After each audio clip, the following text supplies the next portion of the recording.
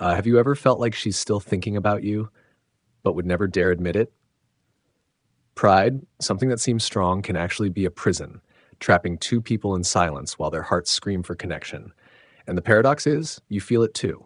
That invisible tension, that unspoken something, hanging quietly between you.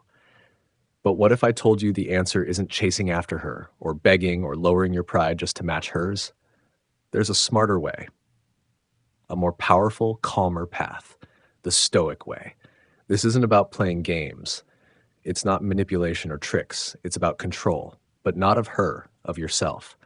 Most people crash and burn in situations like this. Why? Because they hand over their peace of mind to someone else's silence. Why won't she text? Why won't she just say something? But Stoicism flips the question. It asks something far better. Why do you care? Not in a cold way, in a powerful, liberating way. Let's talk about how you can actually win this emotional battle without fighting it. Here's the hard truth. Pride has destroyed more relationships than distance ever has. She misses you. You know it. She knows it. But admitting that feels like defeat. You miss her too, but reaching out feels weak. And so both of you remain silent. Both of you keep waiting. Both of you suffer. As time passes, it only grows heavier. You check your phone. You replay old messages. You wonder, what if I just reached out first? But listen closely. If pride is the only thing keeping her away, then pride is the problem, not you. And here's the good news. Stoicism has a way out. Lesson 1. Pride is a prison, and Stoicism teaches you how to escape it. She's thinking about you, clearly, but it's pride that's holding her back. And here's the brutal truth. Pride is just fear in disguise. Fear of being vulnerable, fear of rejection, fear of losing control.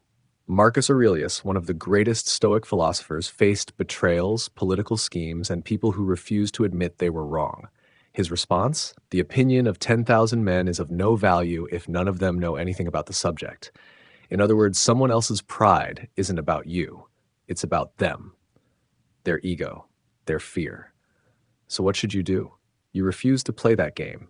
You don't chase. You don't plead. You don't let her silence decide your peace. If she chooses not to speak, that's on her. Your inner calm is not up for negotiation. Her pride isn't proof you're not good enough. It's proof she's stuck in her own head. And Stoicism teaches, focus only on what you can control, your actions, your mindset, your ability to walk away with grace. Stoicism doesn't teach cold indifference. It teaches strength through detachment. You're not ignoring her. You're just refusing to let her silence define your happiness. This is the Stoic art of strategic silence. And here's the thing. The less you say, the more power you hold. The ancient Stoics had a name for it, hakia, the discipline of silence. So in your case, if she's pulling back just to test you, your silence is your greatest answer. Because pride can't survive when there's nothing to feed on. Coming up next, we'll explore how strategic silence can flip the script. So she's the one who takes the first step. Picking up where we left off, when you stop feeding pride with reactions, silence your strength. Now let's take that idea even further. When there's no reaction, there's no power, at least not the kind she's used to. If she's secretly waiting for you to break first to make the move to crack the silence, then your silence becomes a mirror that reflects everything she's been avoiding. Let her sit in that discomfort. Remember, silence isn't punishment, it's clarity. It strips away the noise, the ego, the guesswork, until only truth remains. Epictetus once said, we have 2 ears and 1 mouth so we can listen twice as much as we speak. Right now, her pride is yelling, loud, stubborn, relentless. But your job? Don't answer it. Let her realize she's the one making this harder than it needs to be. Lesson 3. Self-respect versus pride. One sets you free, the other chains you down. There's a huge difference between pride and self-respect, and it's time to recognize it. Pride says, I'll never admit I was wrong, but self-respect calmly replies, I don't need you to admit anything to move forward. One keeps you locked in her emotional cage. The other hands you the key. Seneca, another Stoic master, wrote, he who fears death will never do anything worthy of a living man. And in this context, it means this. If you're afraid of seeming weak, you'll never act with true strength. So ask yourself, are you staying silent because you've risen above the drama, or are you just afraid of it? Are you walking away with power or running away in fear? Stoicism doesn't teach stubbornness, it teaches discernment. knowing when to hold the line and when to let go. The Stoic mindset shift, how to stop needing her to admit it. Here's the true game changer. You don't win by making her say it. You win by no longer needing her to. If you're waiting for her to confess, that means she still holds power. But the moment you no longer crave her words, her validation, her closure, you've already won. Marcus Aurelius said it best, you have power over your mind, not outside events. Realize this and you will find strength. So what do you do now? You turn inward, you hit the gym, you read, you grind, you evolve. You let go of the idea that everything needs to be spoken in order to be understood.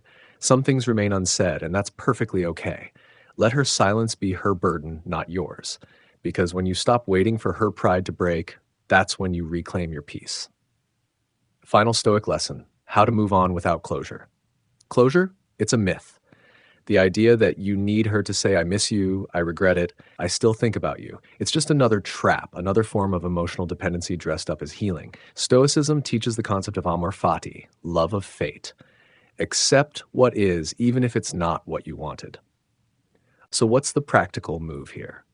Stop checking her social media. Every peek is a step backward. Stop rewatching old moments in your head. They're ghosts. Let them fade. Replace what if with what now. Zeno, the founder of Stoicism, echoed the earlier wisdom. We have 2 ears and 1 mouth so that we can listen more and talk less. Maybe, just maybe, the lesson here is simple. Stop waiting for words that may never come. Here's the moment it all clicks. You don't win by making her say it.